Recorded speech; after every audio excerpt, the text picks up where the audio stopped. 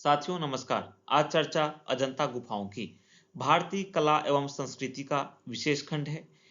यह एक प्रकार से हमारे इतिहास की धरोहर है। इसके माध्यम से हम बौद्ध धर्म के बारे में काफी जानकारी प्राप्त करते हैं। साथ ही और भी बहुत कुछ प्राप्त करते हैं इन गुफाओं के माध्यम से। तो चलिए अपने इतिहास की यात्रा प्रारंभ करते हैं। आप भी हमारे साथ बने रहिए। बस कुछ मिनटों की यात्रा है और जानिए अपनी सभ्यता और संस्कृति को जो जानना आवश्यक होता है। तो भारतीय प्रारंभिक जो इतिहास है, प्रारंभिक भारतीय कला एवं संस्कृति को समझना इन गुफाओं के माध्यम से आसान हो जाता है। कैसे, आइए जानते हैं। सर्वप्रथम ये जानिए कि अजंता की गुफाएं कहाँ पर हैं। तो ये औरंगाबाद के पास अवस्थित हैं। घोड़े के नाल की आकार में घाटी है, उसमें स्थित हैं ये गुफाएं। महाराष्ट्र राज्य में औरंगाबाद जिला है, उससे लगभग 100 किलोमीटर दूर चट्टानों को विशेष प्रकार से काटकर बौद्ध गुफाएं तैयार की गई हैं। और गुफाओं की ये श्रृंखला है, यानी कि कई सारी गुफाएं वहां मौजूद हैं, एक दो गुफाएं नहीं हैं।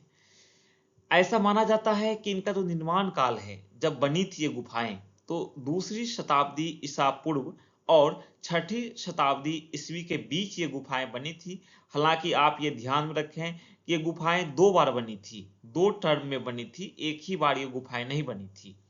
और साधारण नक्काशीदार जो औजार हैं उनका प्रयोग किया गया था इन गुफाओं को बनाने में, नक्काशीदार औजारों का।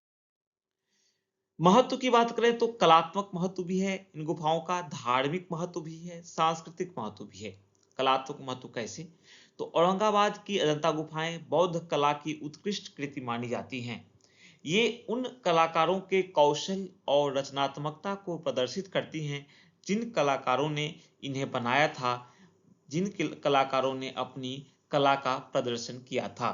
धार्मिक महत्व के लिहाज से देखा जाए तो अजंता गुफाएं बुद्ध के जीवन और शिक्षाओं को दर्शाती हैं, क्योंकि उसमें ऐसे चित्रों और भित्ति चित्रों का प्रयोग किया गया है जहां बुद्ध का जीवन और उनकी शिक्षाएं दर्शाई गई हैं।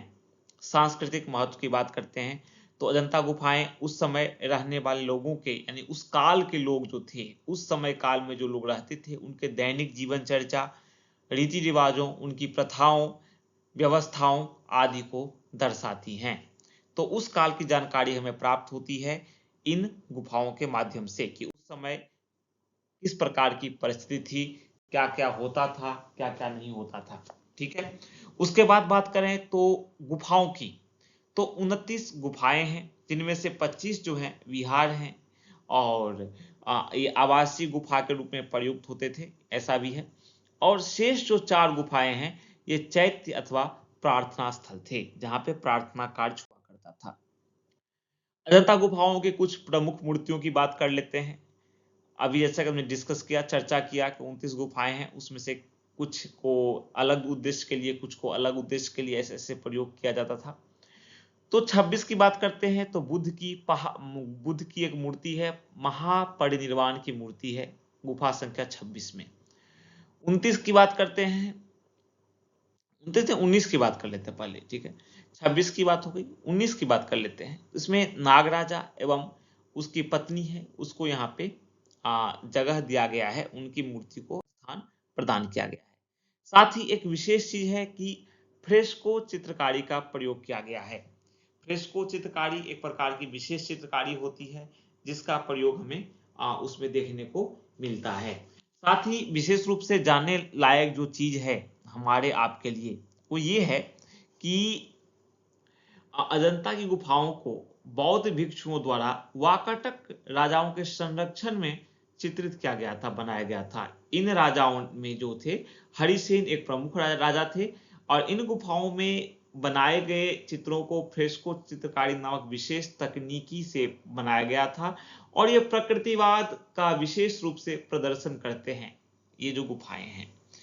तो इन गुफाओं के बारे में जो है हमारी यात्रा अभी जारी रहेगी और भी इस पर श्रृंखलाएं प्रस्तुत की जाएंगी। तब तक के लिए आज्ञा दीजिए। साथ ही आपके फीडबैक भी आमंत्रित हैं। नमस्कार।